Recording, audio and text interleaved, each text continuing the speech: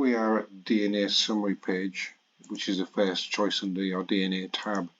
And I want to make this brief video regarding settings before we go into any depth in how to match people and what are the features and functions of Ancestry DNA. It's important that these settings will influence heavily how things are displayed or processed. So here we are at the DNA results for my DNA test, and from here I can activate another test. I can view other tests, so the tests that I've been invited to as a manager I'll see here, and we'll talk a little bit about that a little bit later on. And then settings, and let's look at settings in a little bit more detail. I can change some of the profile information. I can change my name, birth year and assigned sex, change my name maybe more anonymous if I like. This has zero impact on your tree. It doesn't make any difference what you put here whatsoever. The next one is important though. It's where I link my DNA to my family tree. And obviously a lot more feature and functions come from Ancestry if I'm able to link my DNA to my tree. Through lines and all the effects you see as you go onto your tree and see DNA matches through this function. You can link it to any tree. There's a few of my trees here. Or you can start a tree within here. So this is very important. Let me go back here. We'll look at that, how that affects some of the trees that have been shared with. It's very interesting how that works. I can agree to be part of a research and allow my DNA to be taken by Ancestry as part of the anonymous research pool. Totally personal choice there. And then visibility sharing, this is important. The DNA matching, this is where we can switch DNA matching on and off. If you want to be totally anonymous or you wish to just shut this down for a little while, I can switch DNA matching off. You will not be seen as a match and you won't be able to see other matches. So again, if you just want to have some privacy while you look at your DNA for other reasons, this is where we'd switch this on and off. But without this, through lines wouldn't work and a few other things. Now, this ethnicity estimate here, a fairly new function of Ancestry.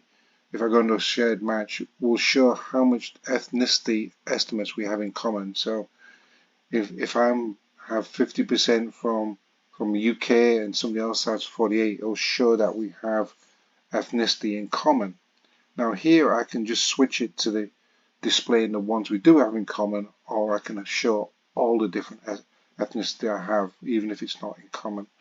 Again, we can just switch this on and off. I think the default is full, and you probably wouldn't want to go to restrict it for other reasons. Other researchers might be interested to know that you have Norwegian ethnicity and they don't. So, but you can do this pretty easily. Now, DNA test sharing, I'll go into that a little bit more details later on, but I can share my DNA with another Ancestry user. I just invite them, put their username or email, and then give them a role. And we can see how that works a little bit later on because I'm a manager for my mother's DNA, and we'll see how that actually works and how to set that up. And then I can share traits, which traits are a real fun thing in Ancestry. And I can invite people to see one or all of my groups of traits.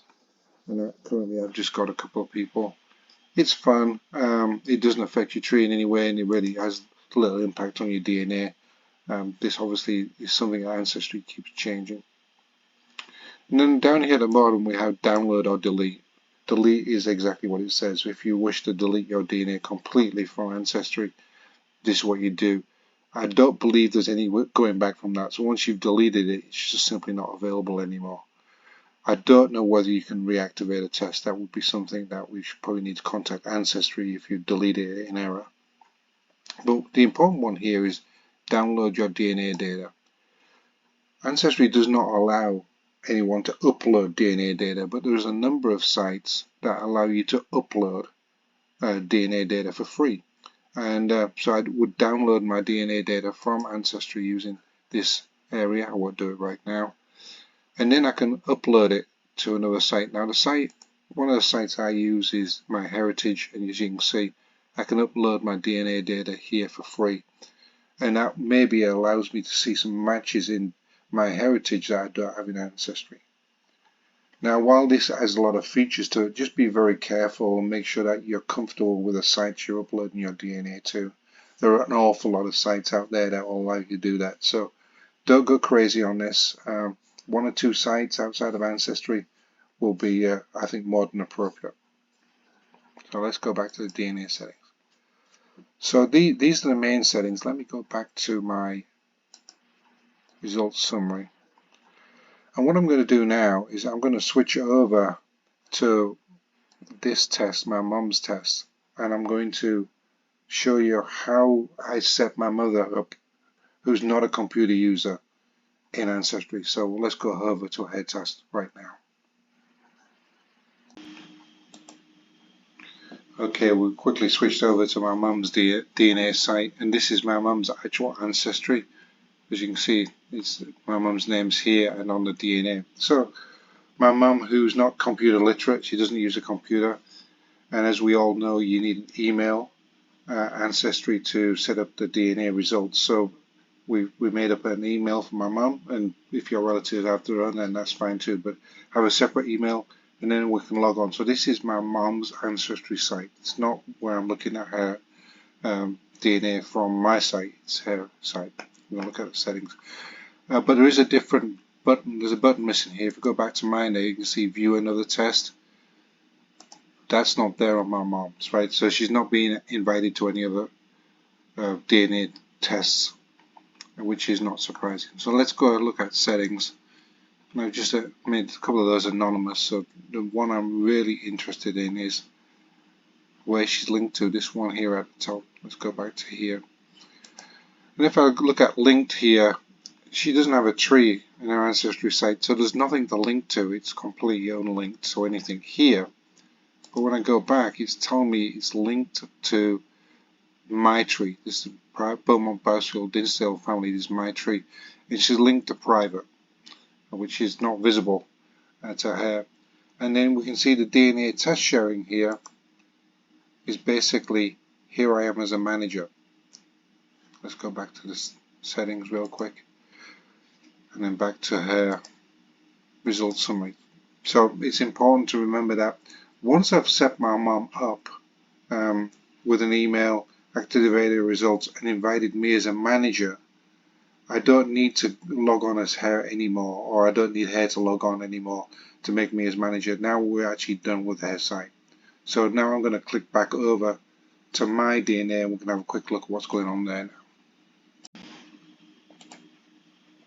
Right, here I am back at my account. You can see that's my account because here I am at the top and here I am here. So this is really where somebody's taken a DNA test and has invited you to be a manager. You could be a collaborator or you can view, right? The manager now will give me as much capabilities as the actual test taker themselves. So let's have a look at what we could do here, and let's change the test to my mum here. So now I'm logged on to my mum's DNA test within my own account. So this is my account still, as you can see me at the top, but it's my mum's results. And it says this test is shown to Betty Beaumont, linked to private in the tree that is part of my account, not in a tree that's part of her account. The settings that I'm going to look at are her settings here. They're exactly what she would see at her account. And I can change them. So for instance, if I think my mum should really be anonymous as part of this test, I can maybe change this to BB and save it. Then we'll see the results of that a little bit later on. You can see that it's linked here to private, as we saw earlier, within that tree. And I can change here on this drop down, I can pull up other trees and link it to another tree. It can only be linked to one tree at a time, I believe. And then the DNA test sharing, this is exactly how she would see it. So ironically, I can actually invite other people to collaborate with me on this DNA test, right? So exactly the same capabilities as you would expect to see in your own settings are if you're shared as a manager. So let's go back up to the DNA results summary for me. And one thing I wanted to point out here is now my mum's name has changed to BB. Okay, so this is how you start managing DNA tests that have been shared with you, if you like. And if you've been a manager, obviously if you're a collaborator or just a viewer, the options that you have are listed here. Now, why would you want to look at somebody else's DNA? Well, the reason is we only get 50% of our DNA from our parents. And anybody who I'm related to will probably have a different subset of DNA. So by looking at the matches, certainly on my parents' DNA, or my brothers or sisters or whatever, I can get a better picture. There'll be people that I'm shared to in different ways with my DNA set as my relatives are shared to with their DNA set. So it certainly helps triage family history and genealogical research. So I hope looking at the settings of DNA has given you some insight before we actually go and look how matches work. If you like this video, please hit the like button, and I'll be putting up new ancestry videos as often as I can, so I'll look forward to putting the next one out, which will be about DNA matching, looking into a little bit more depth about how we use matching. Thank you.